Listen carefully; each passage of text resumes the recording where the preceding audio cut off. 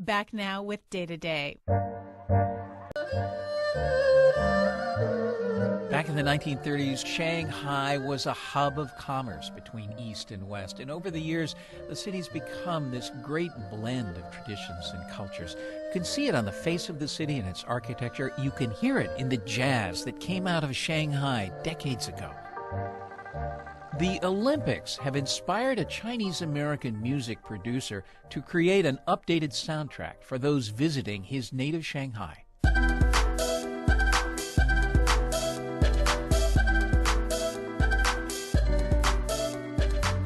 My name is Dave Liang, and I'm the producer of the Shanghai Restoration Project, a musical project that combines traditional Chinese instruments with hip-hop and electronica. Independent producer Martina Castro spoke with David Liang about writing the musical story of Shanghai. Shanghai's a really interesting city. For those who haven't been there, what they probably wouldn't expect are all the Western colonial buildings that were built in the 1920s and 30s. They have an entire area right on the waterfront called the Bund, which has a bunch of old buildings that were used for trading and for banking back in the day. And what's really interesting is you walk just a few blocks to the west and you'll see traditional Chinese buildings. They have some of the oldest temples in China there, so it's really this beautiful fusion of Eastern and Western architecture and culture.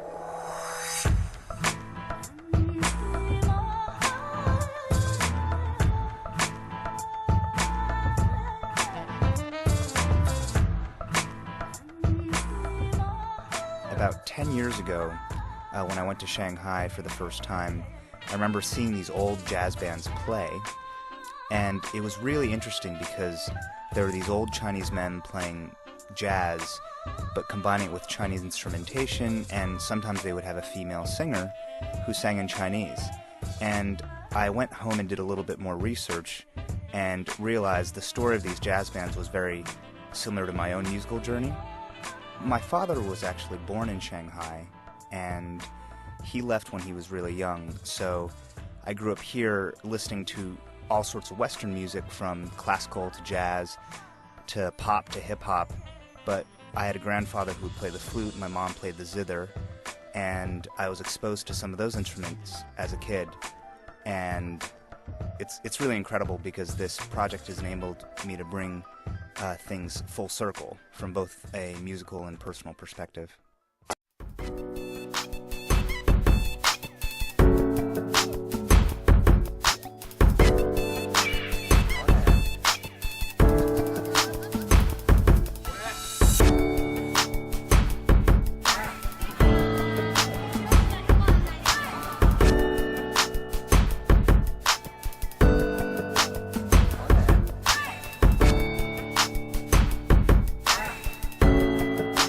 Hey guys, welcome to Tokyo. We are here in the Aoyama neighborhood. This is the place I stay. Studio's in there. Roppongi's out back. I've been coming to Tokyo for the past few years now, and it's become one of my favorite places in the world. So a couple years back, the Shanghai Restoration Project was featured as Single of the Week on iTunes Japan.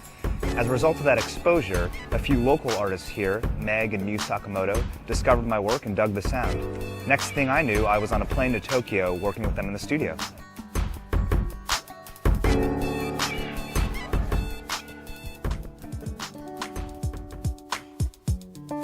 In Tokyo, the primary feeling that I have is a sense of calm.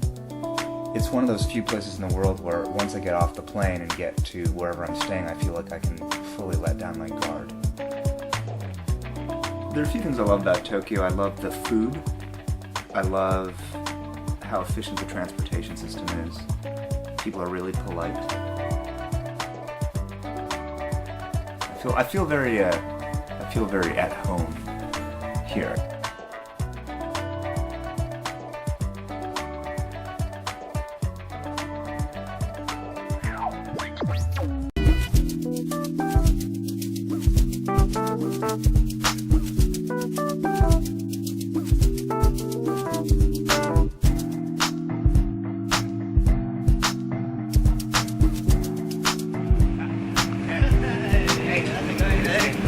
Yeah, good to see you, good to see you. This is Ken Seki from Nichian. Hello. My representative here in Japan, and we are about to go to the studio to do a co-write session with the Sonoda Band.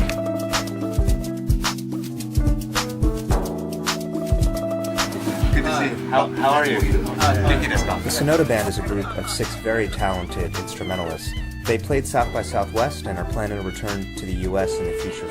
So my representatives here in Japan thought we should get together and work on a song. Rio on the cello was playing something that classical sounded like.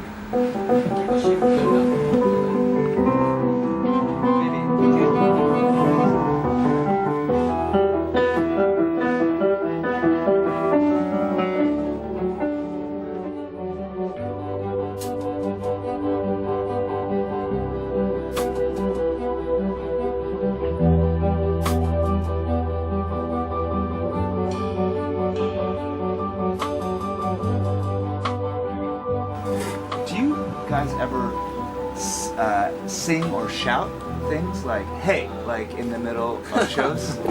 Sometimes. Sometimes. Okay, sometimes okay, right? Still on the A section, but have something where you're either, you know, like clapping or some sort of singing, like as a group. Maybe 1, 2, 3.